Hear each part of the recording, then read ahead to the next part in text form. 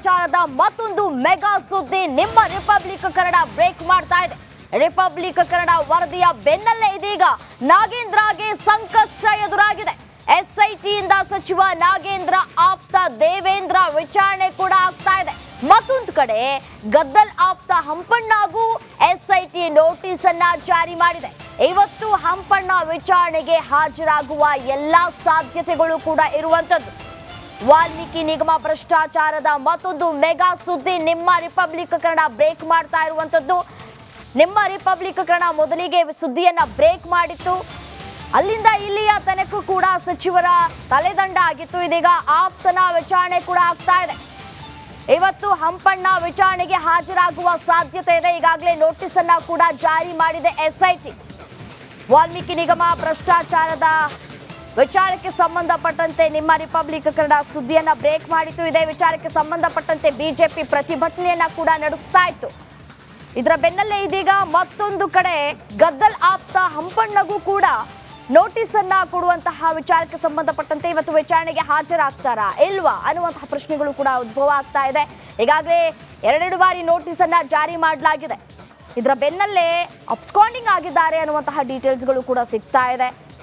SIT notice ಏನೋ ಕೊಟ್ಟಿದೆ, ವಿಚಾರಣೆಗೆ ಹಾಜರಾಗ್ತಾರಾ ಇಲ್ವಾ ಅನ್ನೋದು ಒಂದು ಕಡೆ ಪ್ರಶ್ನೆಯಾಗೆ ಉಳಿದಿರುವಂಥದ್ದು.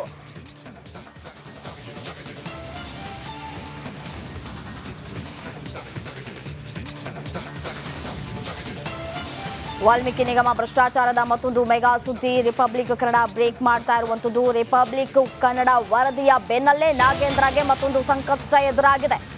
ಈಗಾಗಲೇ ನಿಗಮದ ಎಂಡಿ ಪದ್ಮನಾಭ ಅಕೌಂಟೆಂಟ್ ಬಂಧನ ಕೂಡ ಆಗಿದೆ. ಅವಶ್ಯಕತೆ ಇದ್ರೆ ನಾಗೇಂದ್ರ ಆಪ್ತನಿಗೆ ಮತ್ತೆ ವಿಚಾರಣೆಯ ಬಿಸಿ ತಟ್ಟಬಹುದು. ದೇವೇಂದ್ರಪ್ಪ 4.4 ಕೋಟಿ ಹಣವನ್ನ ನೀಡಿರೋದು ಈಗಾಗಲೇ ನಿಗಮದ ಎಂಡಿ ಪದ್ಮನಾಭ ಅಕೌಂಟೆಂಟ್ ಬಂಧನ ಕೂಡ ಆಗಿರುವಂತದ್ದು. ಕೋಟಿ ಹಣವನ್ನ ನೀಡಿರೋದು ಬೆಳಕಿಗೆ ಬಂದಿದೆ. ಈ ಒಂದು ಹಣದಲ್ಲಿ ಈಗಾಗಲೇ 4 ಕೋಟಿ ರೂಪಾಯಿಯನ್ನ ವಶಕ್ಕೆ ಕೂಡ ಪಡ್ಕೊಳ್ಳಲಾಗಿದೆ. ಇದೇ ವಿಚಾರಕ್ಕೆ ಸಂಬಂಧಪಟ್ಟಂತೆ ಮತ್ತಷ್ಟು ಡೀಟೇಲ್ಸ್ ಕೊಡ್ತಾ ಹೋಗ್ತಾರೆ ನನ್ನ ಕಲೀಗ್ ಅಜಯ್ ನೇರ ಸಂಪರ್ಕದಲ್ಲಿದ್ದಾರೆ. ಏನು ಅಜಯ್, ವಾಲ್ಮೀಕಿ ನಿಗಮ ಭ್ರಷ್ಟಾಚಾರ ಬಗೆದಷ್ಟು ಬಯಲಾಗ್ತಾ ಇದೆ. ಇದೀಗ ನಾಗೇಂದ್ರಗೆ ಮತ್ತೊಂದು ಸಂಕಷ್ಟ ಎದುರಾಗಿರುವಂತದ್ದು. ಇನ್ನು ದೇವೇಂದ್ರಗೆ ವಿಚಾರಣೆಗೆ ಹಾಜರಾಗುವಂತೆ ನೋಟಿಸ್ ಅನ್ನ ಕೂಡ ಕೊಡಲಾಗಿದೆ. ಇವತ್ತು ವಿಚಾರಣೆಗೆ ಹಾಜರಾಗ್ತಾರಾ, ಏನ್ ಕತೆ, ಈ ಒಂದು ಕತೆ ಎಲ್ಲಿ ತನಕ ಬಂದಿದೆ ಅಂದ್ರೆ ಈ ಒಂದು ವಿಚಾರಕ್ಕೆ ಸಂಬಂಧಪಟ್ಟಂತೆ ವಿಚಾರಣೆ ಯಾವ ರೀತಿಯಾಗಿ ಸಾಗ್ತಾ ಇದೆ ಅಂತ?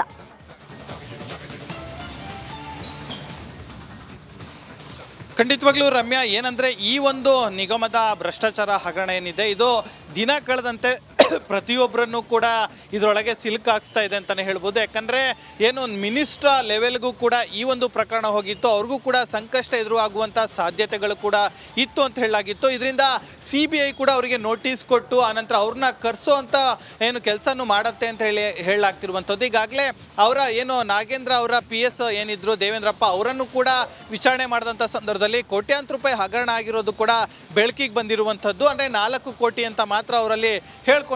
ಈಗ ಏನು ಅದೇ ನಿಗಮದಲ್ಲಿ ಇದ್ದಂತಹ ಏನು ಹಂಪಣ್ಣ ಅಂತ ಹೇಳಿ ಏನಿದ್ದಾರೆ ಅವ್ರಿಗೂ ಕೂಡ ಈಗಾಗಲೇ ವಿಚಾರಣೆಗೆ ಕರೆಸೋದಕ್ಕೆ ನೋಟಿಸನ್ನು ಸಹ ಕೊಡಲಾಗಿರುವಂಥದ್ದು. ಯಾಕಂದರೆ ಹಂಪಣ್ಣ ಕೂಡ ಇದರಲ್ಲಿ ಮೇಜರ್ ಪಾರ್ಟನ್ನು ಹೊಂದಿದ್ದಾರೆ ಅನ್ನೋ ಒಂದು ಮಾಹಿತಿ ಕೂಡ ಲಭ್ಯವಾಗಿರುವಂಥದ್ದು. ಈ ಒಂದು ನಿಟ್ಟಿನಲ್ಲಿ ಅವ್ರಿಗೂ ಕೂಡ ನೋಟಿಸ್ ಕೊಟ್ಟು ಅವರ ಬಳಿ ಇರುವಂಥ ಮಾಹಿತಿಗಳನ್ನ ಕಲೆ ಹಾಕೋಕ್ಕೂ ಕೂಡ ಈಗಾಗಲೇ SIT ಎಲ್ಲ ರೀತಿಯಾದಂಥ ಸಿದ್ಧತೆಗಳನ್ನು ಕೂಡ ಮಾಡ್ಕೊಂಡಿರುವಂಥದ್ದು. ಯಾಕಂದರೆ ದೇವೇಂದ್ರಪ್ಪ ಏನು ಹೇಳಿಕೆಯನ್ನು ಕೊಟ್ಟರೋ ಆ ಹೇಳಿಕೆಯ ಮೇರೆಗೆ ಈಗ ಈ ಹಂಪಣ್ಣ ಅವರಿಗೆ ನೋಟಿಸನ್ನು ಕೊಟ್ಟಿದ್ದಾರೆ ಅಂತ ಹೇಳಿ ಈಗಾಗಲೇ ತನಿಖೆ ವೇಳೆಯಲ್ಲಿ ಗೊತ್ತಾಗಿರುವಂಥದ್ದು. ಸೊ ಹೀಗಾಗಿ ಇವರ ಪಾತ್ರ ಏನಿದೆ ಮತ್ತು ಇವರು ಎಷ್ಟು ಅಮೌಂಟಲ್ಲಿ ಇವರು ಸಿಗಾಕೊಂಡಿದ್ದಾರೆ ಅಥವಾ ಇವರು ಎಷ್ಟು ಅಮೌಂಟನ್ನು ಕೊಟ್ಟಿದ್ದಾರೆ ಅನ್ನೋ ಒಂದು ವಿಚಾರವಾಗಿ ಈಗಾಗಲೇ ಕ್ಲಾರಿಫಿಕೇಶನ್ ಬೇಕಾಗುತ್ತೆ. ಸೊ ಹೀಗಾಗಿ SIT ಕೂಡ ಅವರಿಗೆ ನೋಟಿಸನ್ನು ಕೊಟ್ಟು ಅವರನ್ನು ಕರೆಸಿ ವಿಚಾರಣೆ ಮಾಡುವಂಥ ಎಲ್ಲ ಸಾಧ್ಯತೆಗಳು ಕೂಡ ದಟ್ಟವಾಗಿರುವಂಥದ್ದು. ರಮ್ಯಾ. ರೈಟ್ ಅಜಯ್, ಧನ್ಯವಾದ ತಮ್ಮೆಲ್ಲ ಮಾಹಿತಿಗಾಗಿ.